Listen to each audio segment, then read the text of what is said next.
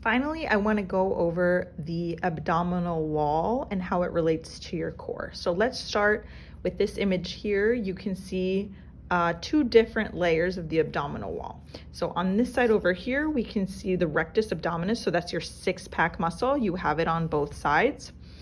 And you also can see your internal oblique on both sides, right? So this muscle is a little bit deeper than this rectus abdominis muscle.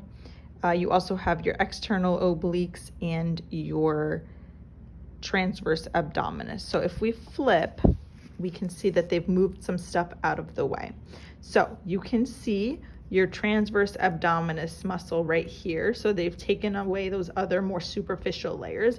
And this muscle is important because this is your body's natural corset. So this muscle works with your pelvic floor, it works with your respiratory diaphragm, and it works with the muscles of your deep back in order to generate intra-abdominal pressure, which is what helps stabilize your spine when you're exerting effort, such as lifting something heavy or getting up out of a chair, for example.